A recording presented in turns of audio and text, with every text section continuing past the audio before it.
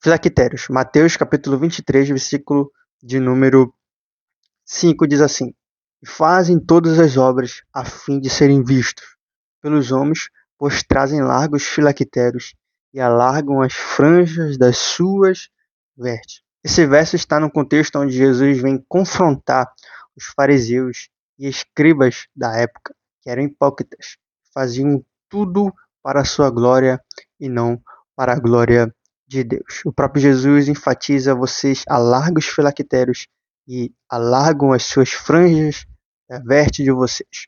Então, esses filactérios, eles eram uma espécie de caixas bem pequena, onde os sacerdotes, enfim, os mestres da lei, eles prendiam sobre o braço ou sobre a cabeça, e dentro dessa caixinha continha a lei do Senhor, onde ele pudesse sempre lembrar da lei e da palavra do Senhor.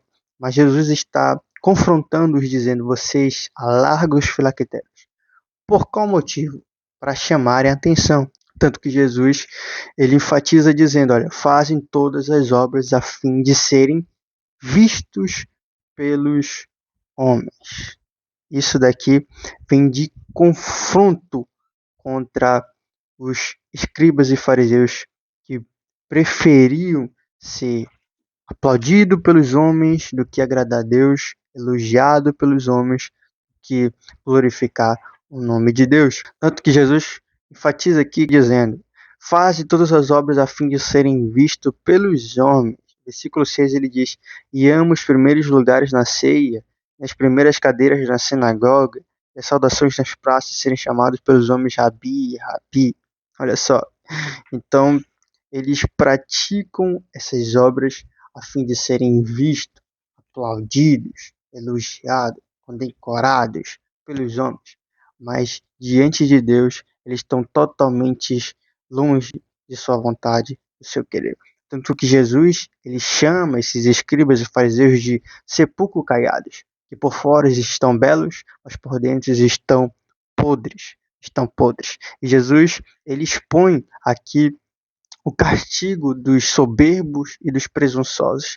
Aqui no versículo de número 2, ele diz: e o que a si mesmo se exaltar será humilhado, e o que a si mesmo se humilhar será exaltado.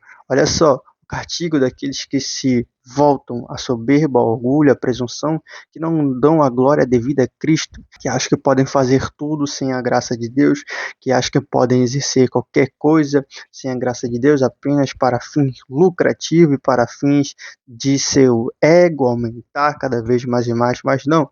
A verdadeira pessoa que tem que ser exposta é Cristo Jesus. E o próprio exemplo de humildade aqui, que é totalmente oposto a esses escribas e fariseus, é João Batista. Quando Jesus começa a batizar mais pessoas que João, mais pessoas do que João Batista, outras pessoas começam a observar e chega até João Batista e diz: olha, aquele homem está batizando mais pessoas em teu lugar.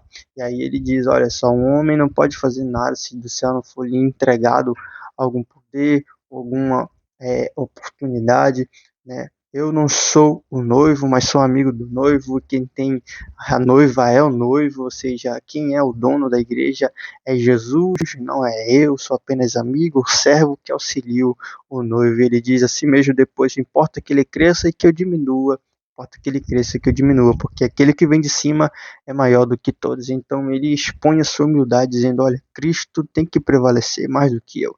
Eu sou apenas amigo, mas ele é o dono da noiva. E tem muita gente que acha que é dono da igreja, mas não, o dono da igreja é Jesus de Nazaré. Muita gente acha isso, mas a Bíblia diz que aquele que se exaltar será humilhado, e aquele que se humilhar será exaltado. Então, o caminho da soberba, da presunção é a queda, mas o caminho da humildade é o caminho da exaltação por parte de Deus. Então, não alargue os filactérios, não chame a atenção dos homens para si, mas a atenção de Deus.